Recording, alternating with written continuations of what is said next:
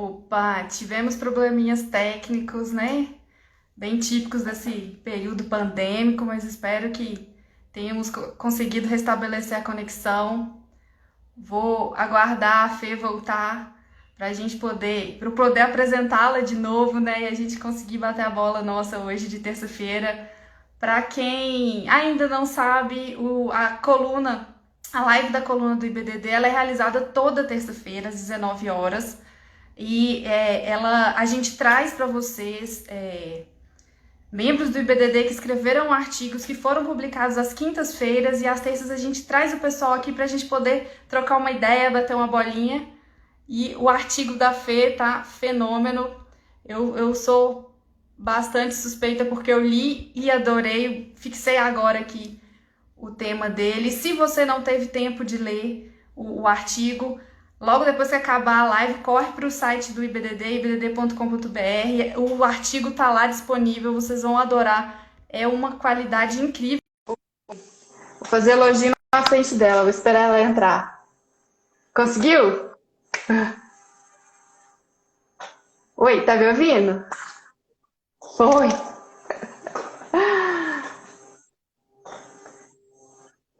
Escutando? tô te ouvindo. Eu acho, eu brinquei na live da semana passada. Eu acho que a internet não está preparada para o IBDD, não está preparada para o nosso volume de atividade. Então, assim, o mundo que lute para aguentar a gente. Pois é, eu tô te ouvindo bem. Então eu acho que agora dá pra gente seguir.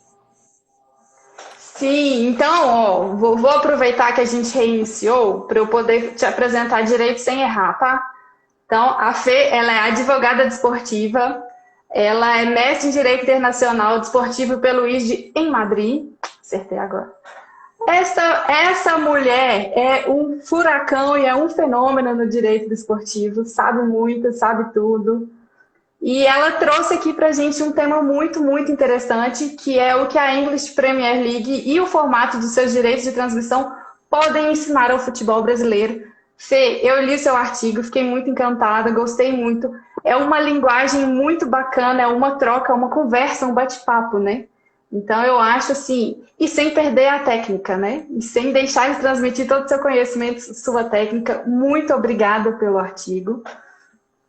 E eu falei com o pessoal um pouco antes de você entrar, quem ainda não teve a oportunidade de ler, o artigo está lá no site do IBDD. Acabando a live, não percam a live. Assim que acabar a live, vocês podem correr lá para dar uma lidinha.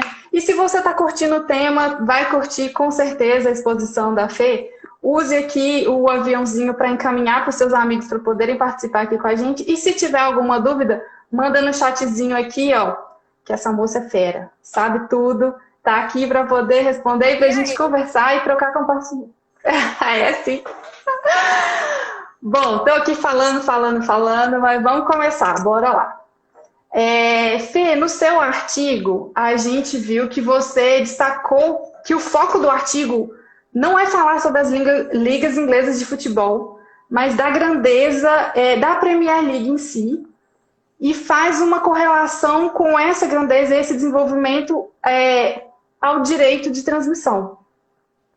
E como a gente tem um público bem diversificado aqui nos acompanhando, as primeiras coisas que eu vou te pedir para falar um pouquinho para a gente é o que instigou a escrever sobre o tema, o que você achou bacana, por que veio esse start na sua cabeça, esse insight na sua cabeça, e para trazer para a gente também um pouquinho de esclarecimento sobre o que são os direitos de transmissão, direito de arena, imagem, para você trazer assim para a gente contextualizar o pessoal e a partir daí a gente cai em cima mesmo do seu artigo.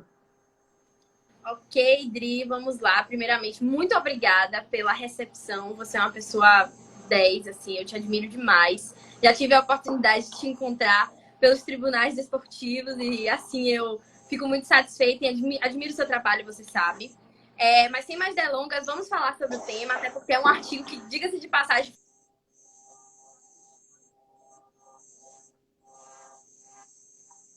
Tá ótimo.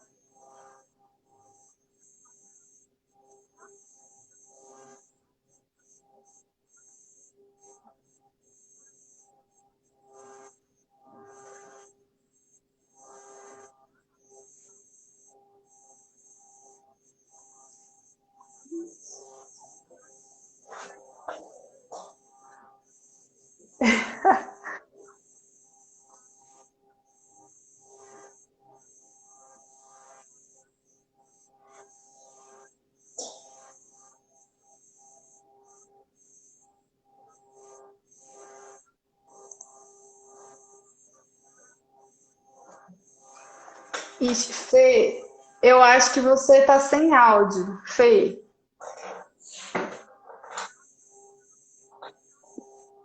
Fê, Fê.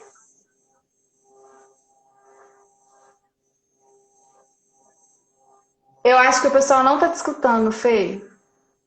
O... eu consigo te escutar, mas eu acho que o pessoal que tá assistindo não tá escutando. Vocês estão me escutando? O pessoal que tá assistindo me escuta ou não escuta nem a mim nem a Fernanda? Tá sem áudio as duas ou só a Fernanda? Tô falando aqui para ver se vocês testaram e para saber se eu tô sem áudio também.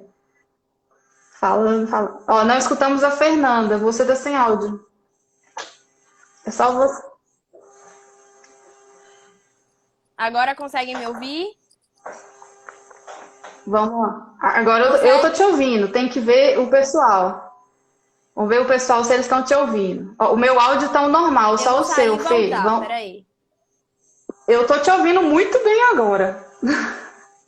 Ixi, a Fê saiu. Vamos ver se agora dá certo. É o que a gente fala sempre, né? Ossos da tecnologia. Mas, ó, a gente vai conseguir já já. Vamos voltar. A Fê já saiu, já, aí, ó, entrou de novo. Bora agilizar, que o texto tá excelente, vai ser uma discussão muito boa. E vamos tentar viabilizar aí a participação. E Agora, agora? Estão teste me aí, ouvindo? Fê. Eu tô Pessoal, no vocês estão ouvindo a fone. Fê? Ah, agora estão te ouvindo. Tá, vamos lá, porque eu tava preocupada um pouco com a bateria do celular, que eu ia fazer do iPad, não funcionou, mas agora eu vou pelo celular, tá bom?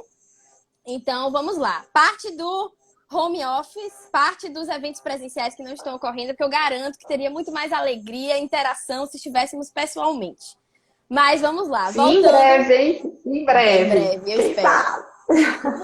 O espetáculo esportivo, ele não seria o que ele é se a gente não tivesse toda essa exploração audiovisual mesmo, que a globalização trouxe pra gente. Então, o que é que eu tentei explorar? Quando eu estava numa das aulas do IGE, lá em 2019, teve um professor que fez uma dinâmica com a gente relacionado você sabe qual é o campeonato mais valioso do mundo? No futebol, fora do futebol, em todos os esportes. E aí, dentro dessa concepção, a gente chegou à conclusão, através dos números e tudo mais, que a Premier League era o campeonato de futebol hoje, especialmente o campeonato doméstico, mais valioso do mundo. E quando os números foram apresentados pra gente, eu confesso pra vocês que em 2019 eu não tinha ainda noção da dimensão do campeonato. E era praticamente 3 vezes maior do que o campeonato espanhol, a La Liga, na verdade, que vinha logo em segundo lugar. Então, assim, a disparidade entre eles era muito abrupta. E desde lá eu comecei a assistir a Premier League, acompanhar a Premier League. Inclusive, naquele ano foi o ano que a Champions League teve uma final inglesa entre Tottenham e Liverpool, o que me fez ficar ainda mais conectada pelo futebol e pelo futebol inglês. E me fez observar mais nas entrelinhas, pegar o regulamento, ler regulamento e perceber, dentro da história da Premier League, que ela nunca foi o que ela é hoje. Ela é um conceito de mudanças e transformações, de estratégias de mercado que foram apostas realmente de quem assumiu essa direção da primeira divisão do futebol inglês em 1992. E o futebol inglês, ele vem de transformações. Ele chegou a estar no topo da Europa, depois ele reduziu um pouco, a gente tinha a Football Association lá atrás. E aí a Premier League, ela vem com um conceito novo, um conceito que não deu certo de cara, mas que foi dando certo a partir do momento que eles foram adotando novas estratégias. E uma das coisas que eu trouxe para você, e que eu falo que o ponto-chave do meu artigo é realmente tratar sobre os direitos de transmissão da Premier League, é que eu trago um relatório da Deloitte que tratou sobre clubes de futebol em geral, e ele mostra que no top 30 de clubes mais valiosos do mundo, se eu pego o orçamento desses clubes e tiro os direitos de transmissão e deixo só a receita comercial, dos 11 clubes do futebol inglês que estão dentro desse top 30, ficariam apenas 3. Se eu não me engano, 3 ou 4. E é um corte abrupto. A gente está falando de direito de transmissão. E a gente sabe que no futebol existem diversas fontes de receita. Mas o segredo da Premier League foi trabalhar o produto deles de uma forma que o teste, a tentativa e o erro levaram eles a ter o modelo que eles têm hoje. E mais do que isso, mudar ao longo do caminho a partir do momento que eles foram percebendo que existiam coisas que não coadunavam com o objetivo que eles tinham. Não eram só objetivos comerciais, porque a partir do momento que você vende, no caso, os seus direitos de transmissão, que você vende a sua imagem, o seu campeonato, você não vende só aquele jogo. Você vende o campeonato em si, você vende a organização, você vende o produto, você vende a marca. Você mostra ao patrocinador que aquele é um bom local para ele estar. Você busca realmente esse retorno, você mostra que pode trazer o retorno. E tudo isso são estratégias comerciais, que, como eu disse, advogada, não posso ter essas respostas, porque se eu soubesse que o Campeonato Brasileiro era o melhor do mundo, eu já tinha feito o que eu poderia fazer, mas eu não tenho esse conhecimento técnico com relação à parte de gestão. Mas dentre os estudos que eu fiz nessa observação, realmente como advogada, acompanhando a evolução do direito de transmissão em todo mundo, eu diria, em todos os campeonatos, eu acredito que, assim, inclusive o tema do artigo, ele fala o que a Premier League pode nos ensinar. Não estou dizendo que ela deve, não estou dizendo que ela é o nosso modelo, não estou dizendo que o futebol brasileiro pode ser a Premier League.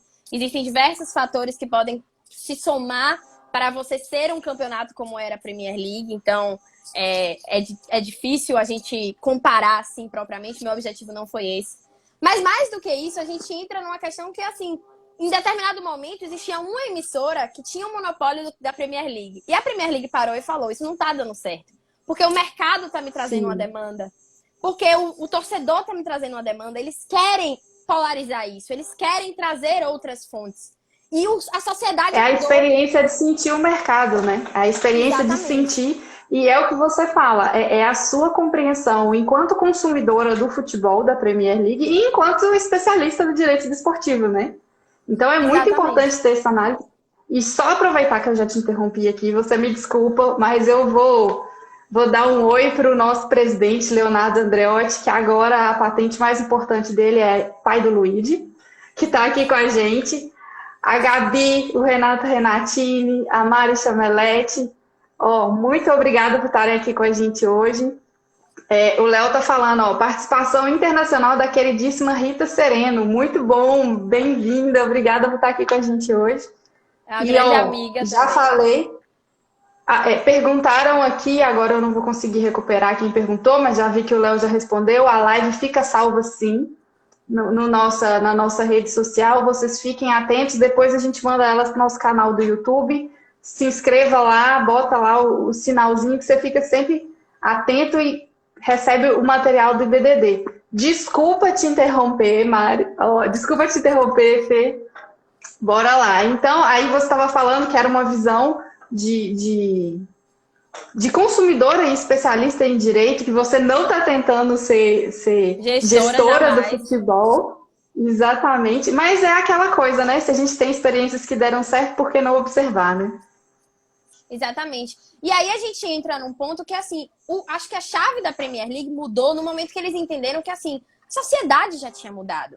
Os novos consumidores já estavam sendo, assim, fomentados pela tecnologia. Porque a gente está falando de uma Premier League em 1992 e algumas mudanças que ocorreram já nos anos 2000.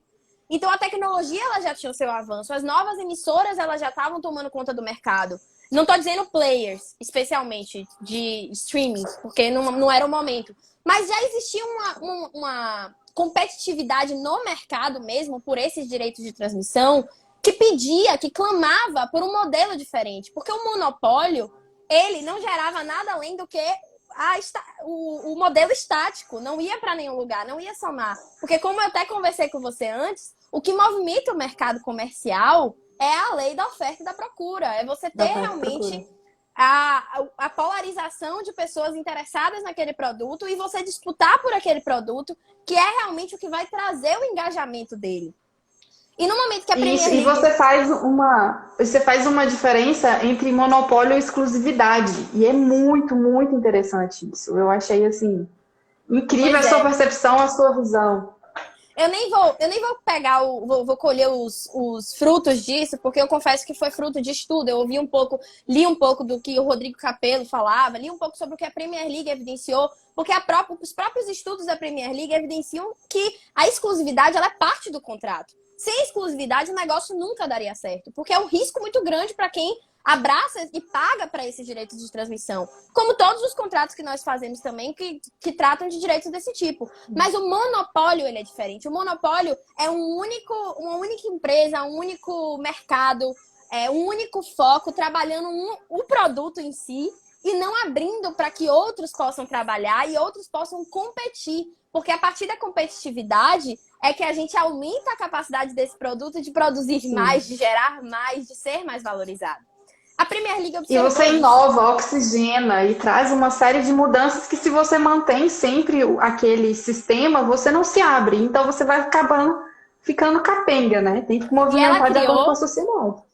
E ela criou justamente o pacote de partidas e fez esse teste quando ela tinha uma emissora e falou, ó, vou romper o contrato com você, a gente vai fazer um acordo, mas você tem que me ceder uma quantidade de partidas que eu preciso oferecer para outros e testar essas pessoas dentro do meu campeonato. E foi um teste que deu certo. E eles viram que não valia a pena focar em uma emissora e vender o resto. Eles viram que valia a pena vender todos eles e criar realmente um conceito, um produto, para que essa venda fosse feita através de leilões, através desse pacote. E a partir daí foi se pensando em como retornar esse investimento para os clubes. E aí a gente chega no modelo que nós temos hoje da Premier League. Eu falo hoje porque eu fui até o regulamento mesmo buscar essa questão, li muitos lugares que já tratavam, só que ele divide da seguinte forma: ele tem o nacional, que é dentro do Reino Unido, a exploração dentro do Reino Unido, que gera os direitos de transmissão, no caso audiovisuais, dentro do Reino Unido, e fora do Reino Unido internacionalmente. Que eu falo até que é um plus da Premier League que explorou muito bem o mundo.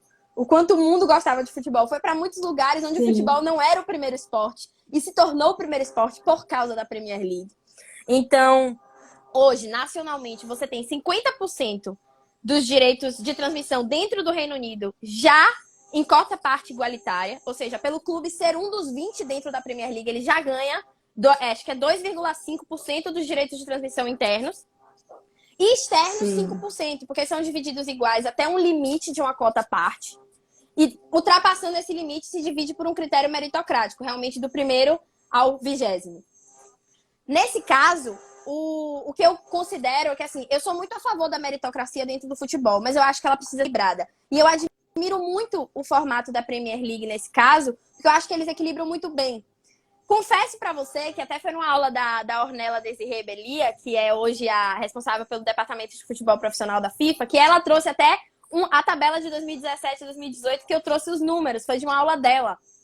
E ela evidenciou que existiam esses 3 formatos. Você tem 50% internamente que vão de quota parte, depois você tem mais 25% que vão por mérito, mais 25% que vão pela audiência e habitualidade com que as partidas são transmitidas. E essa habitualidade foi algo que eu não compreendi muito. E eu até, depois que escrevi o artigo, comecei a estudar mais sobre isso e outras questões que não deu para integrar nesse artigo propriamente. E aí a gente vai para a parte internacional e nacional. E a gente chega num valor que para mim é um valor absurdo, de que só por participar, aqueles 20 clubes ganham de início, ganharam no caso, em 2017 e 2018, aproximadamente 75 milhões de libras. Só por participar. Participei e apareci 75 milhões. É uma quantia surreal. Entendeu? Eu não tô nem falando do que o primeiro lugar ganhou, que foi 140 milhões, entendeu? Eu tô falando só por participar. E o que é que isso gera pra gente? O que é que a Premier League pensou? Que isso daí daria para os clubes um mínimo para que eles pudessem investir no futebol. Investir na força esportiva e na marca deles. E isso gera nada mais, nada menos do que a gente procura em qualquer campeonato de futebol, que é competitividade. Porque o imprevisível faz parte. Sim. Porque não adianta você estar num campeonato que somente os clubes que têm mais poder aquisitivo, mais condição de formar um plantel, eles estão sempre disputando as posições. É bem óbvio, né? A gente está tratando isso, mas infelizmente a gente ainda não conseguiu incorporar isso no nosso campeonato, na nossa visão de campeonato aqui no Brasil, né? E é muito bacana trazer essa experiência e ter a oportunidade de poder ver um projeto que deu certo, né? E é, assim, incrível, incrível. E também considero um projeto, assim, brilhante. Eu gosto muito de trazer números, apesar de ser péssima em matemática, porque eu acho que é a forma como a gente tem para visualizar mesmo o produto. É o que eu falei, eu não A gente brinca que advogado só conhece de número quando é para calcular o honorário, né? Então... Essa é boa, essa é boa. Mas até nisso eu posso dizer que eu sou ruim, viu? Mas vamos lá, não vamos falar de número. E aí, quando a gente vai pensando nesse projeto e o quanto esses clubes podem ganhar, e o relatório da Deloitte, que traz justamente essa questão que fala, ó, se eu tirar os direitos de transmissão, esses clubes perdem demais a capacidade deles financeira mesmo, de ser um dos clubes mais valiosos do mundo. Então a gente pensa assim, cara, o que eles fizeram com essa Premier League? Porque nós, brasileiros, temos muito potencial. A gente tem realmente uma base formadora muito forte. A gente tem o dom, a gente vende muito para o mercado. É só olhar o TMS Report, que é realmente o relatório da FIFA sobre transferências e registro de atletas, que eles lançam todos os anos. E o Brasil está sempre nos primeiros lugares sobre transferências de atletas, exporta muito atleta. Então a gente pensa, nossa, a gente sabe produzir tantos talentos e a gente não sabe aproveitar eles internamente, porque inclusive, essas regras de proteção de menores é o que protege o nosso mercado brasileiro de não perder eles antes. Perder esses atletas antes, exatamente. os nossos pupilos. Então, nesse caso... E uma outra questão que eu conversei, que num dos laboratórios do nosso IBDD universitário, a gente recebeu o Henrique Soares Pinto, que ele também é coordenador do IBDD, e ele falou uma coisa que, cara, eu fiquei na minha cabeça... E sempre que eu tenho oportunidade, eu repito que é absurdo a falta de visão que a gente tinha. Hoje eu vejo que a gente tem caminhado, né? Você vai falar um pouco disso, não vou antecipar, não vou dar spoiler do seu artigo, mas a gente hoje consegue ver de uma forma diferente, mas a gente está num mercado que a gente tem o principal, que são os consumidores. Porque a gente tem consumidores movidos à paixão. Então, assim, é muito vendável, é muito fácil de ser um produto comercializável. Então, assim, a gente precisa que isso seja internalizado pelos nossos gestores aqui. A gente vê, não vou dar spoiler de novo, já estou falando, e você vai tratar isso, a gente já a passos lentos já estamos conseguindo mudar um pouco isso, né? Com certeza. E aí eu vou começar até a adentrar um pouco para falar do futebol brasileiro, porque... eu tenho um carinho muito, muito grande pelo futebol brasileiro, apesar de falar que a gente ainda está muito atrasado com relação, por exemplo, ao futebol europeu. Mas eu não culpo ninguém, sabe? Eu acho que cada um vai no seu momento também, cada um vai no potencial investimento. Eu acho que a Europa soube trabalhar também em diversos outros critérios. Não foi somente a Inglaterra dentro da FA, foi a UEFA, foi a FIFA, que é um pouco eurocentrista, a gente sabe disso. E a gente sabe disso um pouquinho. Mas tem todo um conceito, como eu disse, minha intenção aqui não é dizer que nós devemos virar a Premier League a partir de amanhã. Jamais eu falaria isso. Eu acho que exemplos são bons para que a gente possa adaptar modelos e entender onde a gente errou no nosso, entende? Ou onde a gente erra. Porque, particularmente, no meu dia a dia, eu trabalho muito com clubes de diferentes potenciais. E eu continuo defendendo uma liberdade maior contratual dentro dessa negociação de direitos de transmissão para ambos os clubes. E eu não tô falando isso porque eu quero quebrar o clube pequeno ou porque eu acho que o maior vai trabalhar sozinho. Não, porque se tem uma coisa que a Premier League mostra muito é que o Liverpool sozinho não conseguiria ganhar o que ele ganha sendo o primeiro lugar da Premier League com a negociação coletiva acontecendo. Também falei no artigo uma outra questão. Existe a Liga que centraliza essa negociação, mas eu não acho que a Liga por si só é a solução de tudo. Eu não acho que a existência da Liga é o que faz a Premier League ter uma concentração da venda desses direitos de transmissão e por isso é que é o sucesso que é. Não, é um planejamento, é uma estratégia, é um conjunto de fatores. Eu sou a favor até, eu confesso que a gente até chegou a discutir um pouco da questão do Clube dos 13, vamos falar, não vamos falar. Não acho que eu deveria entrar nessa questão histórica, mas eu acho que o tema de existir uma liga no Brasil não é impossível, não é um tema retrógrado, não é um tema atrasado, eu particularmente acho possível, mas temos diversos desafios políticos, complicados, mas que podem ser resolvidos. Eu tenho uma visão um pouco otimista com relação a isso. Mas a gente vê que precisa desse pensamento coletivo, né?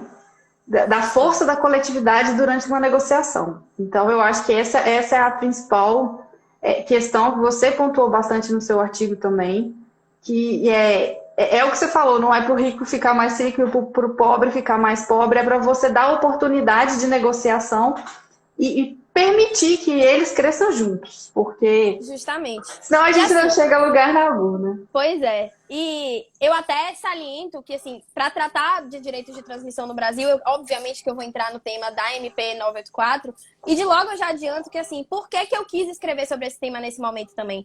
Porque a pandemia trouxe muitos números ruins também, que nos mostrou que a gente depende muito dessas receitas, dos direitos de transmissão, a gente depende da venda e da compra e venda de atletas. Sim. A gente depende também dos produtos que ninguém, às vezes, dá muito valor com relação a camisas e produtos do tipo que também geram receita para os clubes. Tudo que gera receita foi essencial para que o clube pudesse se manter dentro de uma pandemia. E aí eu vou entrar, tecnicamente, nessa questão da MP 984, que em 2020 veio toda essa discussão da lei do mandante, que realmente, hoje em dia, no Brasil, hoje, antes e hoje, tirando essa questão da vigência da MP, a gente tem o direito de transmissão que precisa da autorização tanto do mandante quanto do visitante para a partida poder ser transmitida.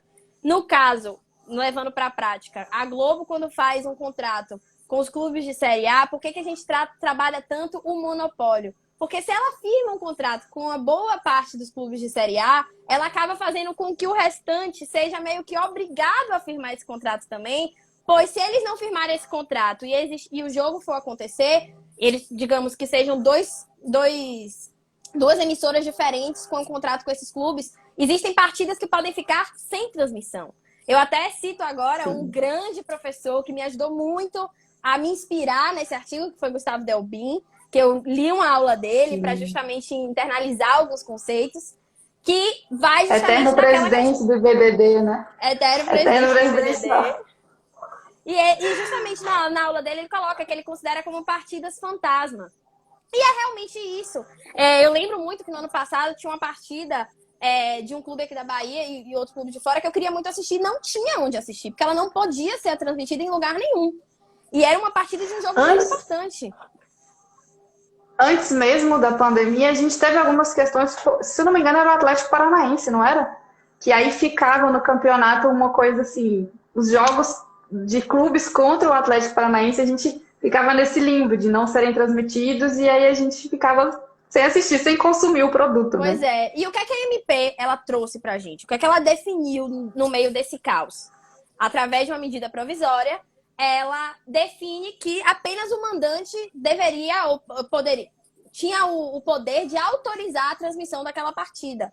E quando ela faz isso, ela quebra um pouco dessa questão dos contratos que estavam vigentes à época, que dependiam da anuência dos dois, tanto do mandante quanto do visitante. E aí foi discutido muito que violaria aquela questão do ato jurídico perfeito, que os contratos já tinham sido celebrados na lei anterior. E aí eu entro num ponto que, assim, eu tô tentando falar tudo, mas é porque realmente é um tema que instiga muito, que não necessariamente a MP, não necessariamente a matéria deveria ter sido via MP, porque eu não acho que a urgência e relevância se encaixava nesse caso propriamente. Mas o mérito da MP, no caso, vamos dizer o mérito, mas a matéria ela era muito importante. Porque ela trazia pra gente uma pitada de liberdade que precisava chegar ao futebol brasileiro pra gente entender o que poderíamos fazer com esse novo modelo.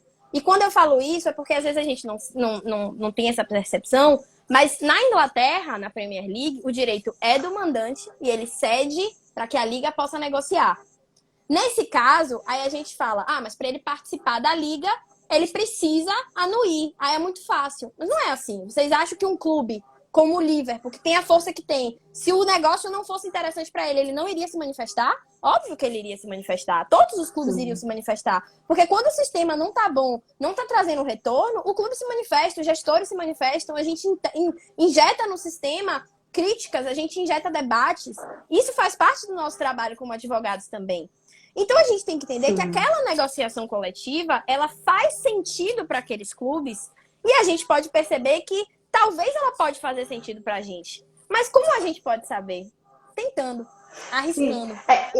E eu acho assim, um palpite meu também, que eu comecei a pensar a partir da leitura do seu artigo e do nosso bate-papo aqui mesmo, que não só a negociação de forma coletiva em si, desses direitos, mas da própria oportunização que os clubes os gestores, os representantes dos atletas participem da construção da norma. Como você disse, talvez não fosse por intermédio de uma medida provisória. Através da via adequada, então, que a gente possibilite amplas discussões, que IBDD, outras instituições de direito desportivo também tenham espaço para discutir a melhor forma de normatizar. Porque a gente está verificando que a sociedade está mudando. Então, a gente precisa, Exatamente. A gente tem exemplos positivos, a gente tem exemplos que deram certo.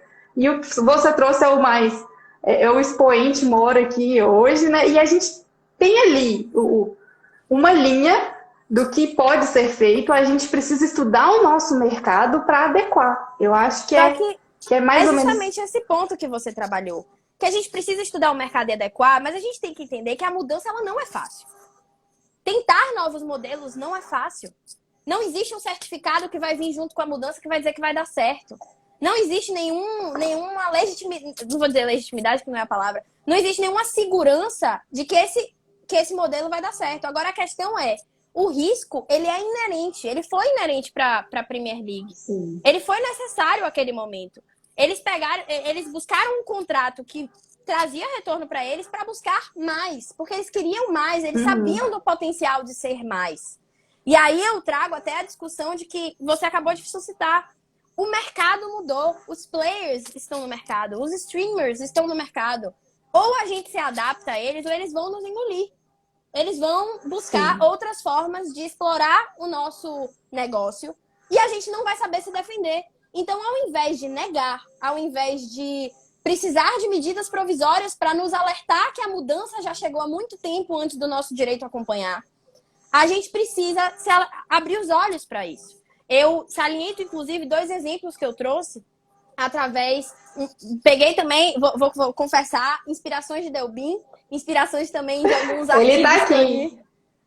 Ele tá aqui nos acompanhando também, dá um salve pro Delbin. É um mestre no tema. Quem sou eu para falar sobre isso para Delbin? Tô até me achando. Pode se achar mesmo. Ficou excelente. Mas a gente traz 2 modelos que é o Campeonato Carioca, agora de 2021, que traz alguns questionamentos acerca de como vai acontecer, qual vai ser o retorno. E eu evidencio muito e bato palmas até para o próprio Delbin, para todos que trabalham na Federação Paulista, como fizeram realmente nesses últimos anos, de usar esses players do mercado, de usar essas plataformas de uma forma muito proveitosa. Não vou dizer que realmente foi o retorno maravilhoso obtido, porque eu não tenho esse conhecimento. Eu acho até que vale ter uma live com eles para poder trabalhar sobre isso.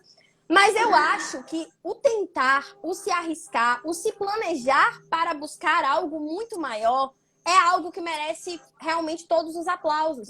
Porque nenhum modelo vai trazer retorno se a gente não se arriscar. E eu acho que esse é o ponto-chave do meu artigo. O que eu quis buscar a Premier League, ela nunca foi... Opa, tô te ouvindo. Não, você não caiu não, a gente tá te ouvindo. Pronto. Tá, é porque eu recebi uma ligação. Tá me ouvindo? Tô te ouvindo. Tô. Não, tranquilo, pode O campeonato, voltar. ele nunca foi perfeito. O campeonato, ele nunca foi perfeito. Ele precisou mudar, ele precisou de adaptações. E eu acho que é muito possível aqui no Brasil. Só que eu acho que a gente não precisa ficar esperando medida provisória para nos alertar sobre isso. Eu acho que já passou da hora da gente buscar segurança jurídica para os nossos clubes, segurança jurídica para os nossos campeonatos. Não acho que a Liga, hoje, ela é o ponto-chave. Vamos agora partir para discutir a Liga. Não, a gente pode discutir esse tema a partir de negociações em bloco. A gente pode discutir através de negociação entre os clubes mesmo. Eu acho que os modelos dos estaduais pode ser uma resposta muito positiva, porque a gente sabe que ao decorrer dos anos perdeu-se muito. É a experiência, né? É uma experiência. É o melhor cenário para você experimentar. E sendo um pouco bairrista, porque apesar de morar em Brasília, sou mineira, de alma, de vida, de tudo. E em Minas também tem feito isso. A gente vê o Léo Barbosa, o diretor de competições lá da Federação Mineira, ele tem implementado também, muito em conversa com o Delbin, para poder criarem juntos, né? Ele já tem essa visão, e é isso que a gente precisa. A gente precisa desse tipo de gestor. A gente aqui, enquanto palpiteira, enquanto Com certeza. Não gestoras, enquanto consumidoras. A gente lança o palpite e eles realmente executam essa função com muita maestria. Pois é. E dentro disso que a gente estava falando, sobre os campeonatos e tudo mais, eu ainda evidencio uma coisa. A MP por si só, ela não vai resolver o problema. Definir que a partir de agora o mandante autoriza, ela não vai trazer absolutamente nada de diferente. Ela vai trazer o caos. Ela vai realmente... pode trazer um pouco de egocentrismo para uns, outros ficarem desesperados. Só que, sinceramente, é aquela questão. Se a gente jogar no campeonato, de qualquer forma, a aplicabilidade dessa MP vai ser um caos e todo mundo vai perder. Só que se a gente revisar esse projeto com sabedoria, realmente buscando regulamentar e trazer segurança jurídica para todos os participantes dessa relação, eu acho que a gente tem mais segurança para entender como utilizar dessa mudança. Eu acho que a gente pode pensar em projetos associados às federações, associados à própria Confederação Brasileira de Futebol, para que a gente se prepare para a mudança. Porque, sinceramente, ela já está na porta. A gente vai mudar ou bruscamente ou de maneira inteligente. A gente vai escolher. E que a gente tenha a condição de construir uma solução efetiva. Porque a partir do momento que a gente coloca... todos os players, todos envolvidos, a gente chega numa solução mais efetiva e eficaz. E é isso que a gente precisa. Não adianta chegar de cima para baixo impondo como será. Não, vamos botar todo mundo junto e vamos conversar. Vamos ver a melhor forma. Porque também a via de mão dupla, né? A gente tem o futebol como cultura, ele é intrínseco à nossa cultura. E aí entra um pouco da dificuldade de mudar, mas de toda forma, por ser cultural, a gente tem um público muito fiel. Então, assim, a gente tem ainda grande chance de as mudanças, quando vierem, terem boa adesão. Ninguém vai deixar de assistir futebol. Ninguém vai deixar de torcer pelo clube, ninguém vai deixar de consumir os produtos do clube. Porque mudou a forma de... Ao contrário, a gente vai correr atrás de continuar assistindo, de continuar consumindo, né? Eu acho que tem até uma questão que a gente pode discutir de maneira bem equilibrada, que é realmente mostrar as vantagens e as desvantagens dos players, dos streamers, mas mais do que isso, a gente entender que a polarização de tudo, passar em todos os lugares, também não é positivo. E é o que vai acontecer se a gente pegar a MP pura e simplesmente no seu dispositivo e jogar ela para os clubes e se resolvam. Isso nunca vai dar certo. A gente precisa realmente planejar, a gente precisa pensar coletivo, a gente precisa trabalhar isso. E eu acho que eu até tive uma sensibilidade que não deu para colocar no texto, mas que é algo que faz parte também do meu afeto e da minha especialização em direito digital, de pegar algumas políticas, uns termos de uso, termos de serviços, das plataformas de streaming e ver as facilidades que nós temos através delas de realmente buscar, de trazer algum retorno que, tecnicamente, nas emissoras a gente não teria. Mas que, de certa forma, a emissora garante um determinado público que a plataforma de streaming não garante. Então, esse estudo, que eu tenho certeza que pessoas do mercado já fazem de maneira muito exemplar, ele é um estudo necessário para também trazer para os de mentes mais arcaicas a inovação. Porque a inovação, ela chegou, a gente não tem outra opção. Olha onde a gente está agora. O que seria da gente se a gente não tivesse a inovação, entende? O que seria do nosso futebol se a gente não tivesse exatamente isso agora, numa época de pandemia, para poder nos alimentar do que nos resta, que é assistir um futebol no dia de domingo, enquanto a gente está dentro de casa preso no meio de uma pandemia. Então, eu acho que a pandemia, ela acentua, né? Ela acentua uma série de questões. E dentre elas, houve essa exaltação da necessidade de você dividir a transmissão, trazer streaming, trazer outras formas, porque não tem como. A gente não pode matar o futebol e outros esportes, né? A gente acaba que fala muito sobre futebol, porque futebol é cultural, é Brasil, mas todos os esportes, né? A gente tem que evoluir junto. Com certeza. Eu gostei muito de escrever sobre o tema, porque ele me abriu os olhos para vários pontos que, às vezes, eu nunca tinha pensado no Brasil. Até a própria forma de distribuição através da Premier League, eu fui olhar que, às vezes, o modelo brasileiro ele tenta seguir em diversos aspectos muito parecidos, mas executam de uma forma um pouco equivocada. Então, Não sou especialista gestora, já falei isso 300 vezes, mas eu acho que eu gosto de ser crítica com relação a isso, porque eu acho que os direitos de transmissão, eles são absurdamente importantes para os clubes, eles são uma receita muito fundamental. No ano de 2020, quando eu tive a oportunidade de estar trabalhando junto de clubes mesmo, eu vi o quanto fazia falta aquele valor que estava sendo reduzido através da renegociação de contratos, e o quanto estava sendo complicado, e o quanto os orçamentos dos clubes reduziram em quase 80%, e os direitos de transmissão impactavam muito. E a gente olha o nosso futebol. Eu já vou emendar para considerações finais, tá? Fique à vontade. Pois é. E a gente olha o nosso futebol e a gente vê que a gente às vezes teria até, através de talento, dom e produto, muito mais do que a Premier League hoje oferece. Porque eles oferecem uma técnica superior, mas tem um brilho que falta, uma paixão que falta do nosso futebol. E não é à toa que eu vou, mas volto sempre para ele. Eu vou e volto, porque o futebol brasileiro ele tem um quê diferenciado. E eu acho que a gente tem muito potencial.